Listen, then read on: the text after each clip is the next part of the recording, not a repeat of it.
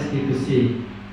Restitusi kalau kita memahaminya dari akar kata bahasa Latin, re dan stituere. Stituere itu kalau bahasa Inggrisnya to establish, atau kalau bahasa Indonesia membangun, mendirikan. Maka restitusi kita artikan sebagai proses untuk membangun disiplin diri anak. Ya, restitusi. Konteks pembicaraannya adalah bagaimana budaya positif yang salah satu poin pentingnya adalah disiplin diri. Lanjut. Apa itu segitiga restitusi? Gagasan ini dipromosikan oleh Dr. William Besser. Dia memberikan tahapan bagaimana kita menerapkan restitusi di kelas. Karena dibentuk dalam segitiga, maka sebenarnya segitiga restitusi. Tahapan pertama adalah menstabilkan identitas, yang kedua validasi tindakan salah, dan yang ketiga menanyakan keyakinan. Lanjut, segitiga restitusi ini akan membantu memahami perilaku murid dan memimpin murid untuk belajar dari kesalahannya dan menjadi individu yang lebih baik. Sisi-sisinya nih, yang bawah ini menstabilkan identitas, kemudian yang samping kiri dan kanan validasi tindakan yang salah, dan juga menanyakan keyakinan. Lanjut, Bapak. Nah, ini sisi yang bawah. Sisi yang bawah itu berkaitan dengan menstabilkan keyakinan. Seseorang yang berbuat keliru biasanya timbul rasa bersalah. Kalau timbul rasa bersalah, maka tindakan emosi. Maka bagaimana kita menstabilkan emosi anak sebelum mengajak dialog berkaitan dengan pemecahan masalah yang sedang kita hadapi. Selain berkaitan dengan emosi, biasanya tindakan itu berkaitan dengan kebutuhan dasar manusia yang tadi disampaikan di depan tadi. Ada kebutuhan untuk survival, disayangi dan dicintai, dan seterusnya, ada 5 gitu. Jadi langkah pertama dari segi restitusi adalah bagaimana kita menumbuhkan si anak untuk keluar dari rasa bersalahnya dan tetap merasa bahwa dia adalah pribadi yang bisa dihargai dan seterusnya. Lanjut, Eva. Yang kedua adalah setiap tindakan memiliki tujuan untuk memenuhi salah satu dari kebutuhan dasar yang sedang bekerja. Ini kaitannya dengan memvalidasi tindakan yang salah. Kadang-kadang kita langsung menyalahkan anak dengan kata-kata dan seterusnya. Nah, dalam poin ini kita diharapkan untuk membawa kesadaran kepada anak bahwa tindakan yang salah itu bukan hanya dia yang melakukannya, tapi ada banyak orang yang melakukannya. Artinya bahwa itu bukan peristiwa terakhir yang mematikan bagi hidup dia. Ada kesempatan untuk bertumbuh dan memperbaiki diri. Kurang lebih begitu. Lanjut, Bapak. Kemudian sisi yang lain adalah lanjut, ini sudah. Sisi yang lainnya adalah sisi menanyakan keyakinan. Setiap orang itu melakukan tindakan sebetulnya dalam dirinya ingin sesuatu yang terbaik. Maka kita menanyakan kepadanya apa yang menjadi keyakinannya. Bisa keyakinan dalam kelas yang sudah dibentuk seperti sudah diuraikan tadi, atau kalau belum punya keyakinan itu berarti keyakinan lain yang dia hayati. Contoh misalnya menghormati orang tua, itu juga keyakinan yang diajarkan di agama dan seterusnya. Nah, ketika anak bersalah melakukan tindakan yang salah, kita sudah diteguhkan identitasnya, sudah disadarkan bahwa tindakan yang dia lakukan memang salah. Nah, sekarang kita menanyakan keyakinan yang dia miliki apa. Kalau acuannya keyakinan kelas, maka kita tanyakan apa yang kamu yakini mengenai hal ini dalam kelas kita. Kalau dia berani mengungkapkan, menyadari kembali keyakinannya, berarti baru diajak komunikasi lagi. Apakah menurut keyakinan bersama itu tindakannya benar, tidak benar, menumbuhkan dirinya atau tidak menumbuhkan diri dan seterusnya. Lanjut, Pak. Nah, segitiga restitusi ini sebetulnya pendekatan terbaru bagaimana kita menangani siswa dan perkaranya dalam hidup sehari-hari. Mungkin sebelum-sebelumnya kita cenderung tidak mengajak siswa berdialog, kita cenderung menekan mereka dengan konsep gagasan kita dan peraturan kita. Tapi pendekatan ini mengajak kita untuk berdialog dengan dia, menarik potensi terbaik dalam dirinya, kemudian dia bertumbuh menjadi orang yang lebih baik. Sebagai sebuah pendekatan, ini pendekatan terbaru. Tapi apakah ini akan berlangsung selamanya tidak tahu, karena penelitian tentang hal ini terus berkembang. Untuk saat ini yang terbaik.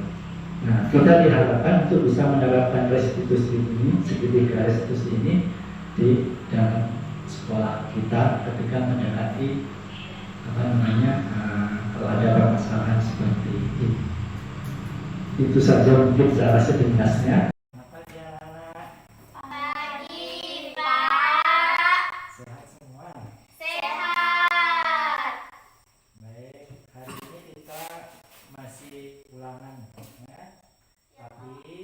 Sesuai dengan kesepakatan kita minggu lalu, hari ini juga kita mengumpulkan tugas membuat kolase. Ya. Sudah membawa tugasnya? Sudah. Glory, coba. Bagus, Glory. Itu bagus sekali.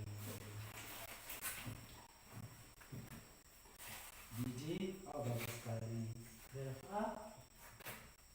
Saya tidak ada bawa, Pak. Belva belum membawa tugasnya. Baik. Terima kasih untuk Gigi dengan Glory yang sudah membawa tugasnya. Terima kasih usahanya ya. Ya, Pak. Nah, hari ini kita akan ulangan umum ya. Nanti minta tolong Belva sesuai dengan kesepakatan kita nanti.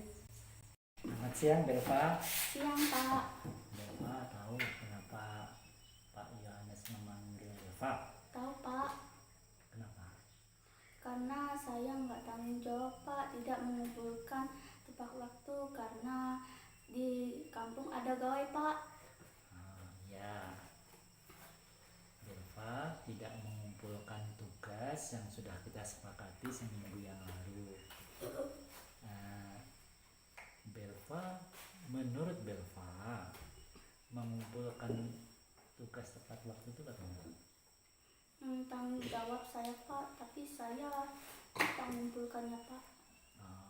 Iya. Jadi mengumpulkan tugas tepat waktu itu tanda tanggung jawab begitu ya. Tapi Belva sadar tidak mengumpulkan tugas tepat waktu. Ya. Nah, Belva ingatkah keyakinan kelas kita? Ingat, Pak, kalau tanggung jawab itu harus dilaksanakan, Pak. Benar. Kita punya keyakinan kelas yang kita sepakati, yang kita jadikan pegangan kita. Tanggung jawab harus dilaksanakan. Jadi menurut Belva, apa yang Belva mau lakukan untuk memperbaiki pelanggaran yang Belva lakukan dengan keyakinan kelas kita? Saya bikin kolase salib aja deh, seperti kayak Tuhan Yesus. Tanggung jawabnya dilakukan untuk semua manusia. Jadi Belva mau membuat kolase salib Yesus. Iya, Pak. Karena salib Yesus itu contoh tanggung jawab yang dilakukan oleh Yesus, begitu? Iya, Pak. Pak mau tanya, kapan Belva mau buatnya? Hari ini aja, Pak. Hari ini? Jangan-jangan nanti Belva lupa. Hari ini mau buatnya. Siapa yang kira-kira bisa mengingatkan Belva nanti hari ini membuat kolase salib? Ibu saya, Pak. Ibu ada di rumah? Ada, Pak. Berarti Belva untuk memperbaiki sudah dilakukan, pelanggaran keyakinan yang sudah dilakukan, mau membuat salib kolase salib Yesus sebagai pengingat, sebagai tanda bahwa tanggung jawab harus dilakukan. Di rumah ada ibu yang akan mengingatkan Belva, begitu ya? Iya Pak. Mengumpulkannya kapan? Besok aja Pak. Besok. Baik, jadi Belva sudah membuat keputusan lah seperti itu, akan membuat kolase salib hari ini, kemudian besok mengumpulkannya. Iya Ya. Pak, begitu. Baik, terima kasih Belva atas kerjasamanya, sehingga Belva sudah berusaha melakukan apa yang menjadi keyakinan kelas kita, bahwa tanggung jawab harus dilaksanakan. Laksanakan. Baik, besok Bapak tunggu hasil karyanya. Belva kumpulkan ke Bapak ya. Iya Pak. Terima kasih. Sampai besok ya. Sama-sama.